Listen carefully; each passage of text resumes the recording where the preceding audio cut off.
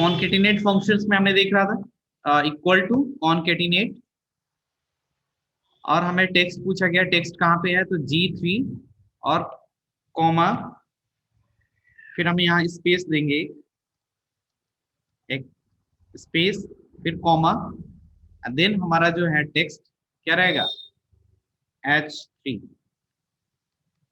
Bracket.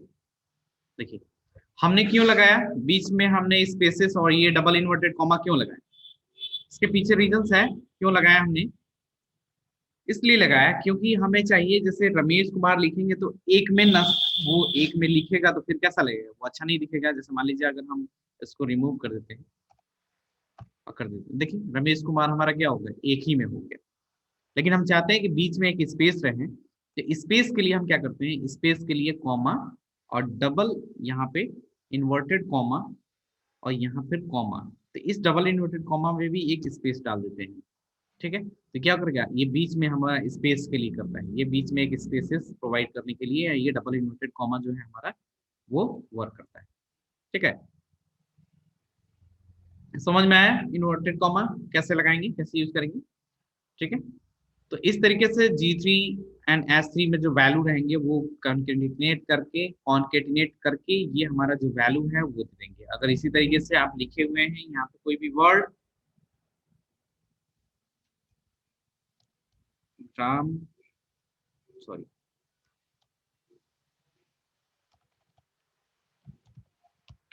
Ram Singh, Ramesh Singh, Thakur Prasad, तो ये value सब क्या होगा हमारा, जैसे ही ड्रैग करेंगे नीचे ड्रैग करेंगे तो ये हमारा वैल्यू आ गया सेम। तो कॉन्केटिनेट फंक्शंस का यूज दो वर्ड को जोड़ने के लिए हम करते हैं। ठीक है, दो कॉलम का, जैसे दो कॉलम का जो वैल्यू है उनको जोड़ने का हमारा ये वर्क करता है। इस तरीके से हम लोग कॉन्केटिनेट का यूज हम ज्यादातर क्या करते हैं, किसी किसी वर्ड को जोड़ने के लिए करते हैं। तो कॉन्केटिनेट आपने पढ़ा, चलिए कुछ इसके बाद हम पढ़ते हैं। याद रखिएगा कॉन्केटिनेट फंक्शंस का स्पेलिंग्स क्या होता है, कॉन्केटिनेट CONCATENATE, कॉन्केटिनेट, यहाँ पे डबल क्लिक कर देना है। सबको लिखना चाहे तो लिख सकते हैं कॉन्केटिनेट फंक्शन फॉर्मूला। ठीक है, कॉन्केटिनेट। चल नेक्स्ट चलते हैं।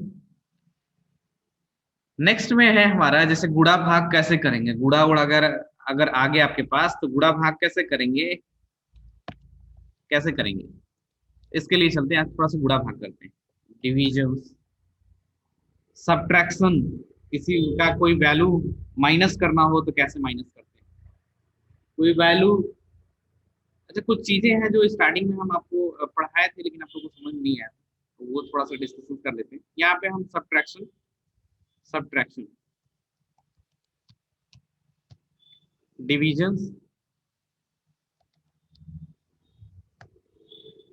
ठीक है, सब्ट्रैक्शन, सब्ट्रैक्शन मतलब होता है माइनस। अगर हमें ई से एफ माइनस करना है, ठीक है, तो माइनस के लिए क्या करते हैं, कुछ नहीं, इक्वल टू, यहाँ पे हम करेंगे E3 माइनस F3, अपना डेट सेलेक्ट हो गया था।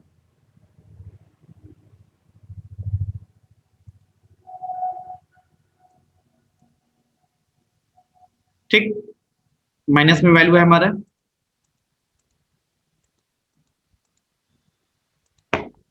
इस तरीके से सब्ट्रैक्शन, डिवीजन भी करना हो तो इक्वल टू, और डिविजन किसके किसके बीच में, सी और डी के बीच में, C3 ये डिवाइड, ठीक है, और सी के बाद D3, देखिए दे दिया।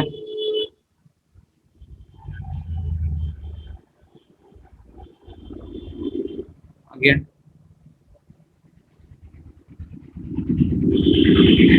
हाँ, देखिए डिवीजन 0 से करेंगे तो क्या होगा, 0 से कभी जाता ही नहीं है, जाएगा ही नहीं। अगर यहाँ पे कोई वैल्यू डाल देते हैं तो ये जाएगा। मल्टीप्लीकेशन, मल्टीप्लीकेशन इक्वल टू कहाँ से करना है, E3 इंटू F3। देखिए मल्टीप्लीकेशन दे दिए, ठीक है, तो मल्टीप्लीकेशन हमारा हो गया। तो सब्ट्रैक्शन, डिवीजन, मल्टीप्लीकेशन। अब हम निकालना सीखेंगे थोड़ा सा कुछ नया चीज, जैसे मॉड। मॉड फॉर्मूला होता है मॉड, इसमें इक्वल टू MOD, मॉड। जैसे ही मॉड फॉर्मूला हम अपनाते हैं तो मॉड पूछते हैं नंबर, तो नंबर पूछ देंगे, नंबर 24 और डिवीजन बाय 4। क्या हो गया, 0 हो गया। अगर यही 3 करते,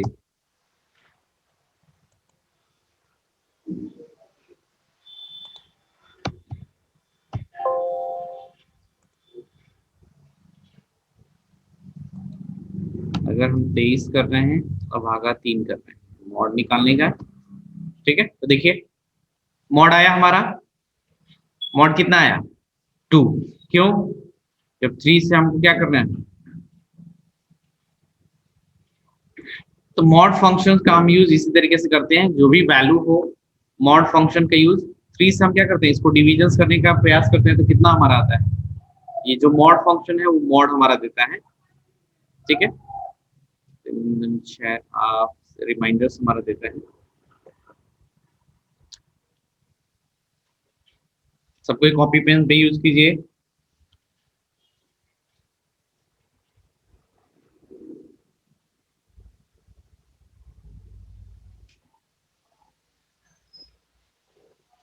जो हमारा रिमाइंडर आया वो कितना आया, 2। अगर फिर से हम दूसरा निकालते हैं, दूसरा कोई वैल्यू हो, तो रिमाइंडर हम ऐसे निकालते हैं, सबसे अच्छा रहेगा। इसका यहाँ पे दे देते हैं I3, ठीक है। अब इस कॉलम का हमें जितना भी मॉड है वो हमको दो, तो इसमें हमने क्या किया, एक फॉर्मूला बना लिया। देखिए अब इस फॉर्मूला को हम थोड़ा सा बड़ा करके दिखाते हैं आपको, तो दिखाई देगा,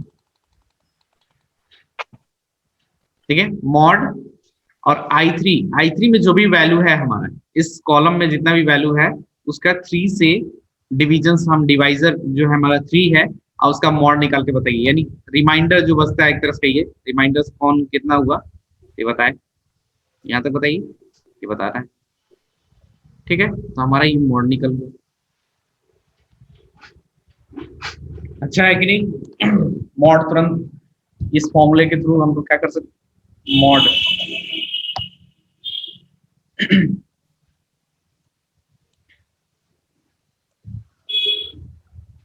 ठीक है। मॉड फंक्शन का यूज करके हम क्या कर सकते हैं, रिमाइंडर पा सकते हैं। नए फॉर्मूला का नाम है अपर लोअर, ठीक है, इक्वल टू अपर, ठीक है। अपर, अपर लिखेंगे और अपर में पूछता है स्ट्रिंग, ठीक है, जो टेक्स्ट लिखना है, तो हम ब्रैकेट्स लगाएंगे, इन्वर्टेड कॉमा लगाएंगे, और what is your name, what is your name, inverted comma लगाया, ब्रैकेट लगाए। ये क्या कर देगा, आपका वैल्यू जो है वो अपर लेटर में चेंज कर देगा, अपर केसेस में क्या करेगा, चेंज कर देगा, ठीक है। लोअर में हम करते हैं सेम, तो इक्वल टू लोअर, फॉर्मूला हमारा सही होना चाहिए, सेंटेंस कुछ भी हो, ठीक है। तो सेंटेंस से हमें मतलब नहीं है, मैं बता रहा हूँ कि लोअर केसेस होता है क्या है, अपर केसेस क्या बोल सकता है, तो सेम उसी तरीके से अगर मान लीजिए यही चीज है हमारा, क्या लिखा हुआ है, अपर में लिखा हुआ है, इसको लोअर केसेस में करना है, तो लोअर में करके, तो देखिए हमने अपर में लिखा है, ये क्या कर दिया, लोअर में कर दिया। तो इस तरीके से अपर एंड लोअर का भी हम यूज करके क्या कर सकते हैं, सेंटेंस को तो जो बड़ा सेंटेंस लिखा हुआ है, बड़ा थी लिखा हुआ है, उसको हम क्या कर सकते हैं, बड़ा से छोटा, छोटा से बड़ा कर सकते हैं। ठीक है, ये देखिए इसमें अगर है इक्वल टू और लोअर ब्रैकेट, और हम क्या करेंगे के 3 कर दिया है कि नहीं। इस वैल्यू को हम स्मॉल कर दिए और ये स्मॉल वैल्यू को कैपिटल करना है, इक्वल टू अपर ब्रैकेट और के क्या करेंगे 3 ब्रैकेट। देखिए, तो बड़े को छोटा, छोटे को हमने बड़ा कर दिया। कैसे किया हमने, तो के में जो कॉलम है उस के के कॉलम को हमने क्या किया, एल कॉलम में बड़ा करना है। तो इसका रेफरेंस, ये रेफरेंस हमने दिया, इस कॉलम को रेफरेंस दिया उस ब्रैकेट के अंदर के थ्री इसमें हम जैसे डालेंगे, और ये हमारा फॉर्मूला है equal to upper equal to lower. ठीक है, इक्वल टू अपर और इक्वल टू लोअर। तो ये दोनों फॉर्मूलाज है जिसका यूज करके हम क्या कर सकते हैं, लोअर से अपर बना सकते हैं, अपर से लोअर बना सकते हैं। आंचल अभी कंप्लीट हुआ या नहीं हुआ? हो गया सर। हाँ, कैसे निकालते हैं? 500 बता 100 इंटू 5 हो जाएगा, तो 2 जीरो से 2 जीरो कट जाएगा। 500 इंटू 25% इंटू डिवाइड बाई 100। इस तरीके से हम क्या निकालते हैं, परसेंटेज निकालते हैं। तो अगर बाई द वे अगर कोई बोले 600 का, तो क्या करेंगे, तो सीधे मल्टीप्लाई करते हैं क्या, 6 टू इंटू 5, हम 20 टू 20 कैंसिल कर देते हैं। ठीक है, यस सर, 20 टू 20 कैंसिल कर देते हैं, और हमारा ये सीधे बच जाता है, यहाँ 5 हो, 6 हो, 7 हो, 8 हो, 9 हो। ठीक है, तो इसका डायरेक्टली मल्टीप्लाई करते हैं जितना वैल्यू पूछा जाए। जैसे 5% पूछा गया तो 5 से मल्टीप्लीकेशन कर दिए, 6 पूछा गया तो 6 से मल्टीप्लीकेशन कर दिए, इसमें 5। ठीक है, अगर 6% पूछा जाता तो क्या होता, 6 इस तरीके से। 6। ठीक, अगर 7% पूछा जाता तो 7 कर देते। अब मल्टीप्लीकेशन कितना होता, 35। हाँ बस, तो 0000 जो है वो कैंसिल हो जाएगा। Yes sir. ठीक, तो इस तरीके से हम क्या निकालते हैं, क्या निकालते हैं, परसेंटेज निकालते हैं। ठीक है, ये तो मान लीजिए इस तरीके से आपने निकाल दिया। इस तरीके से आप क्या निकाल सकते हैं, परसेंटेज निकाल सकते हैं। लेकिन अगर कहीं वैल्यू दिया हो इस तरीके का, तो कैसे करेंगे, तो कैसे करेंगे देखिए, यहाँ पे जैसे मान लीजिए ये वैल्यू दिया हुआ आपका, ठीक है, इस वैल्यू का 5% निकालना है। ये सी कॉलम में जितने भी वैल्यू दिए हैं उस वैल्यू का हमें 5% निकालना है, यानी 45 जो नंबर दिया उसका 5% हमको चाहिए। तो कैसे करेंगे, तो 45 इक्वल टू करेंगे, इक्वल टू और क्या करेंगे, C3 इंटू कितना निकालना है, 5। बस डिवाइड बाई अगर 100 करते हैं तो थोड़ा सा क्या होगा, अलग मोड हो जाएगा, लेकिन इनका यही निकाल दीजिए। तो और यहाँ डिवाइड बाई 2.25 आएगा सर। ठीक, समझ में आ गया। तो डिवाइड बाई 100 हमने किया तो क्या हो गया, इस तरीके से हो गया। अगर ये ऐसा दिया होता कि हमारा इस कॉलम में परसेंटेज दिया होता, कितना परसेंट निकालना है, अगर मान लीजिए हमें 5, इसमें निकालना 7, इसमें 4, इसमें 8, इसमें 9, इसमें 3, इसमें 4, इसमें 5, 6, ऐसे करके इसमें 56%, इसमें 7, इसमें 7, इसमें 6, इस तरीके से करके निकालना हो, तो हम क्या करेंगे, इस फॉर्मूला में अब हम बैठाएंगे क्या चीज, आपका D3। ठीक है, इस तरीके से। तो अब हमारा क्या है, इस 45 का 5% निकालना है। ठीक है, 45 का 5% निकालना है। अगर इसमें भी अगर 100 बाय द वे होता, अगर 100 कर दे, 100 हम कर देते हैं सब में, ठीक है। तो क्या होगा, हम देखिए तीनों कॉलम का यूज करके हम परसेंटेज निकाल रहे हैं इसका। कैसे, तो सी और डी और डिवाइडेड बाई कितना, तो आपका E3 बस सेम फॉर्मूला लगाएंगे और देखिए तीनों जुड़ गया जब, तो तीनों का तीनों हम लेकर के कैसे निकाल दे रहे हैं, C3 into D3 divide by E3। ये हमारा क्या निकल गया, परसेंटेज निकल गया। इस तरीके से अगर इस तरीके से आपका दिया हो तो, अगर इसी को ड्रैग कर देंगे, अगर हम इसको डिलीट कर देते हैं फिर से और फिर यहाँ इसको ड्रैग करते हैं, जब ड्रैग करते हैं तो क्या होगा, हमारा फॉर्मूला सब सेल में कॉपी हो जाएगा और हमारा निकल गया।